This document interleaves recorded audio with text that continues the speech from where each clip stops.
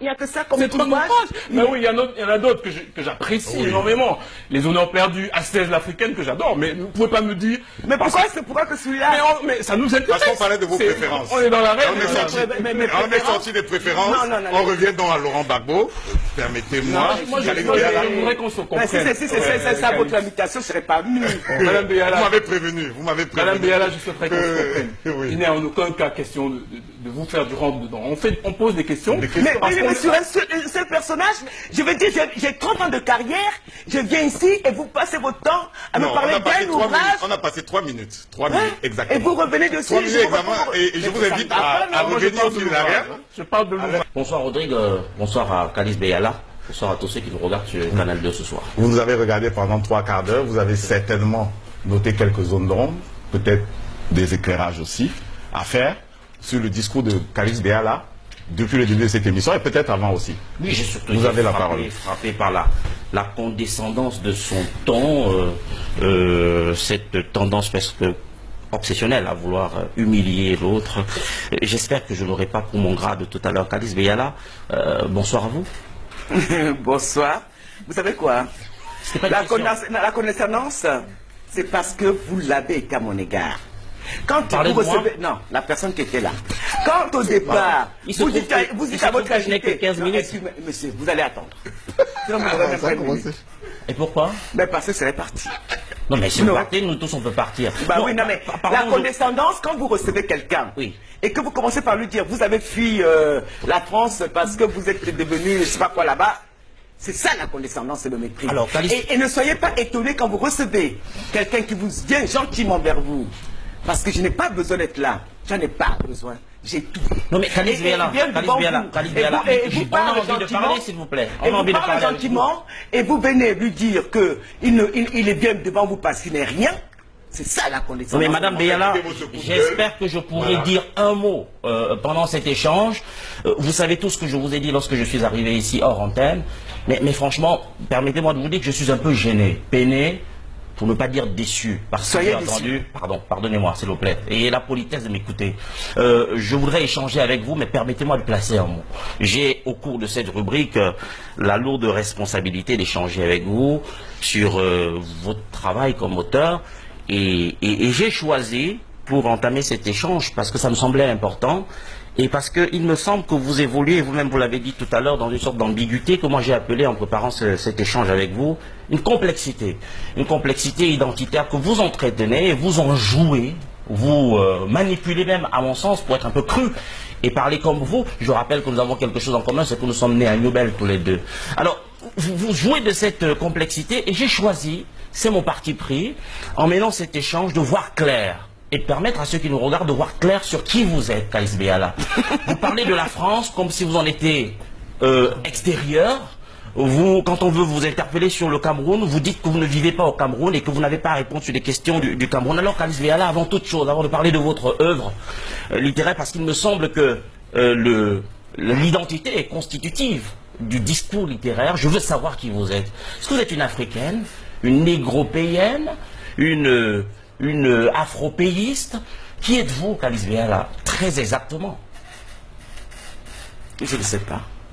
C'est intéressant, votre réponse. Non, mais je ne sais pas, puisque vous êtes bien placé. Vous avez commencé par dire que vous êtes venu. Mais dites-moi qui je suis alors, monsieur. Mais dites-moi qui je suis. Je n'ai pas le temps de faire votre psychanalyse ce soir. On fera ça en d'autres lieux, mais moi je voulais savoir qui vous êtes. Vous avez raison de dire que vous ne savez pas qui vous êtes. Non, je sais qui je suis, mais alors qui êtes-vous? Mais répondez-moi par politesse, au moins pour ceux qui me regardent. Mais non, je ne vous répondrai pas. Alors vous ne respectez personne, c'est ça? Si, je peux pas discuter avec vous? Mais non, on ne peut pas discuter avec moi parce que je vais vous le dire. Votre émission, tout le monde m'a dit que vous agressiez les gens. Mais vous parlez de qui? Moi je passe pas dans cette émission. Non, mais on me l'a dit. Alors vous n'avez pas de respect même pour Rodrigue Tonguet? Je suis venu par respect.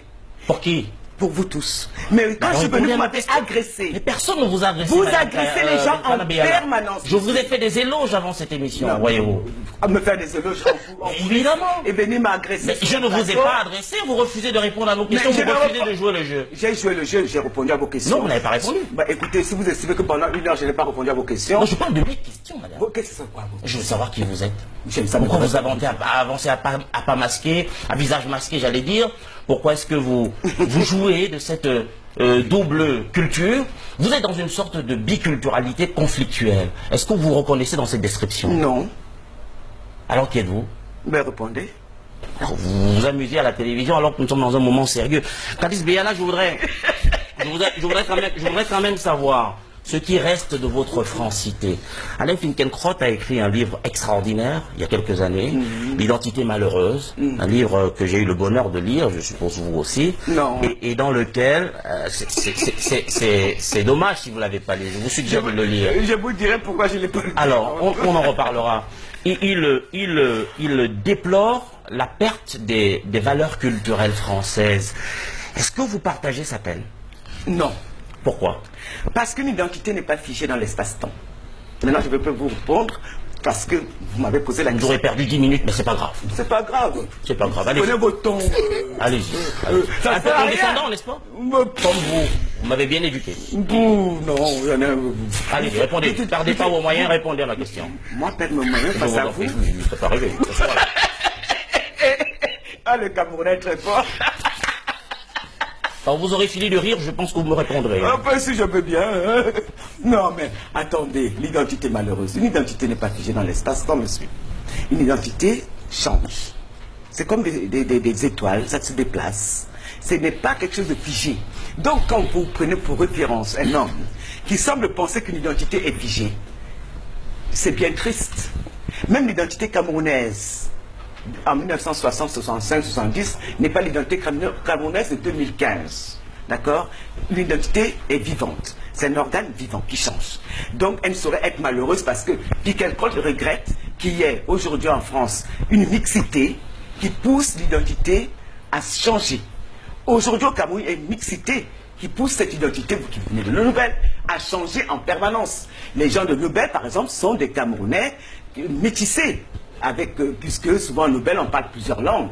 Donc, doit-on dire que l'identité camerounaise est malheureuse parce qu'elle est en train de changer? Je pense que ça, c'est une défaillance intellectuelle. De la part de Finkielkraut. Oui. Alors, je vous posais cette question à dessein, Kadis Béala, parce que, effectivement, quand on vous entend parler de la France, de la société française, vous en parlez en des termes extrêmement durs, vous brossez souvent, je peux me tromper, mais ce n'est qu'une question de perception, vous brossez souvent une fresque extrêmement morose de la société française et même de la France politique.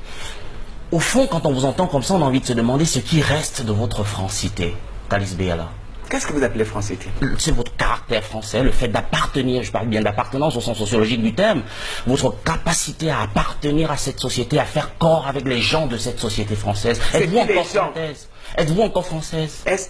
Les gens, c'est les Français, évidemment. C'est qui les Français? Vous les connaissez les Français? Évidemment, c'est les Français. Vous les connaissez? C'est vous, par exemple. Si vous ne les connaissez pas, quel est votre... je n'ai pas dit que je ne les connais pas. Vous avez des raccourcis incroyables, Madame Béala. Vous les connaissez alors? Eh oui, donc, vous êtes française, par exemple. Si vous dites par ailleurs que je suis française et que je ne le suis pas... c'est pas ce que j'ai dit. Non, mais vous avez dit que qu'est-ce qui reste de ma française? Mais c'est ce que je veux savoir. Non, mais quelle est votre unité de valeur pour savoir si je suis française et à quel degré ou pas? Je vais vous dire justement, si vous connaissiez les Français, si vous connaissiez le gaullisme, vous sauriez que je suis peut-être plus française que ceux qui vous croyez être. Parce que quoi? Je vais vous expliquer. Vous connaissez ce qu'on appelle le jacobinisme? Je connais le gaullisme, le jacobinisme, s'il vous plaît. Vous n'allez pas nous faire la leçon sur ces concepts qui sont connus de tous ceux qui lisent quelques livres. Vous avez lu quelques livres. Évidemment. Et vous savez peut-être pas que les plus grands intellectuels français ont toujours été des très grands contestataires de la société elle-même, pour qu'elle puisse évoluer, pour qu'elle puisse changer. Sauf que vous n'arrêtez pas là, et c'est là que j'ai un problème avec vous, Madame Béala. Vous avez des raccourcis terribles. Tout à l'heure, lorsque vous parlez, pardon, faites pas ça à la télévision, Madame Béala, s'il vous plaît. Pourquoi la télévision fait quoi? S'il vous plaît, ce que vous venez de faire est extrêmement grave. Faites pas ça à la télé. Vous avez quelque chose d'extrêmement pernicieux, c'est que vous faites des raccourcis, vous vous cachez encore une fois. Tout à l'heure, lorsque vous parliez de la France, vous disiez, ils nous ont accordé l'indépendance. Vous parlez de la France comme quelque chose d'extérieur à vous. Je vais vous demander, vous adressez cette question, mais soyez sincère, s'il vous plaît, si ça peut vous arriver une fois dans la vie. Est-ce que vous êtes encore en France?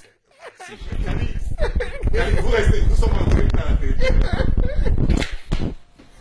Mais nous sommes en direct. Mais Kalilis Beyala ne va pas nous faire cette invité. Bonne soirée, Madame Beyala. Nous sommes. Bonne soirée à vous. Non, Luc Ferry, non.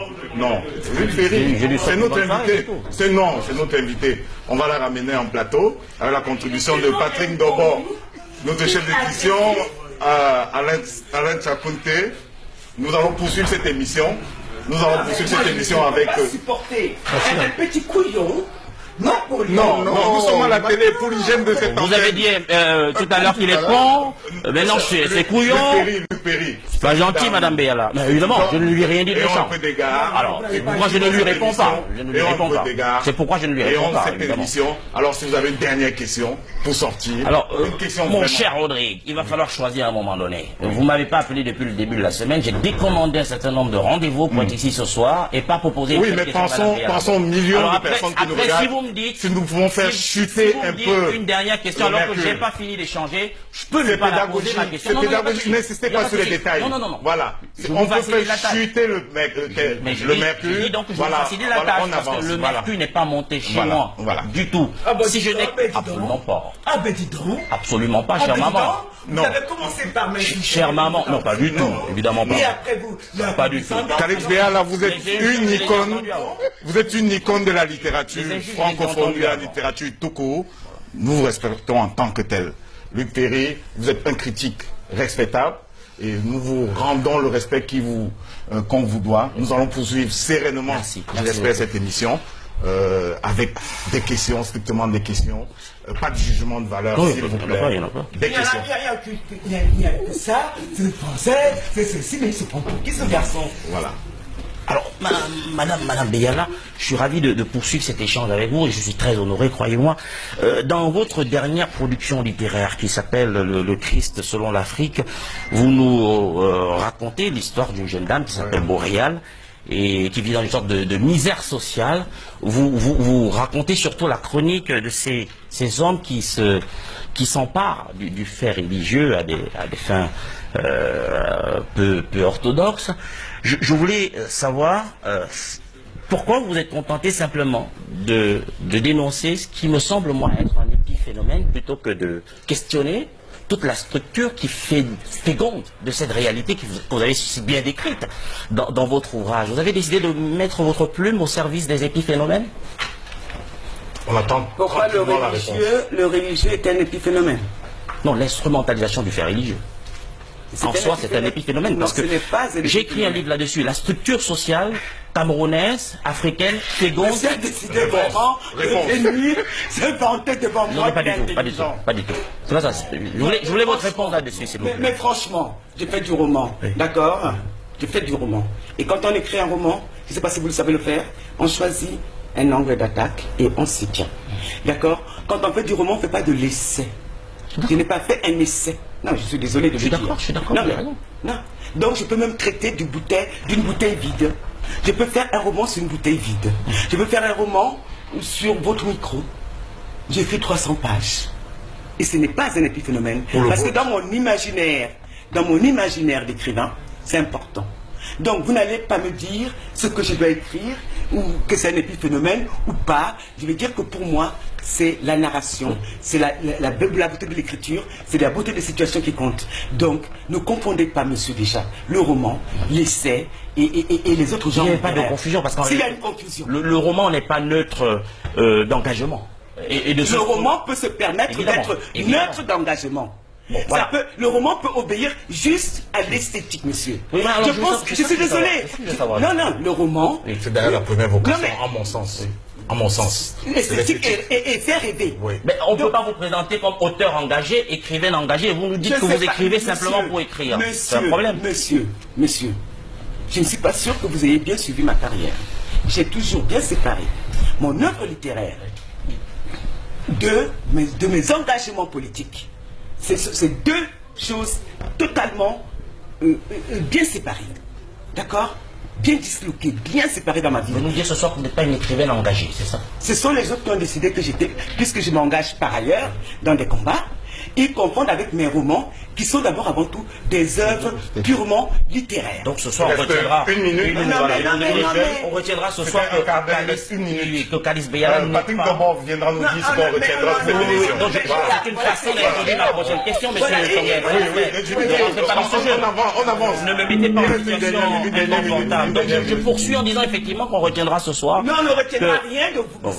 Que Kaliz Beyala n'est pas un auteur engagé. Ceci dit, on ne retiendra rien de vous.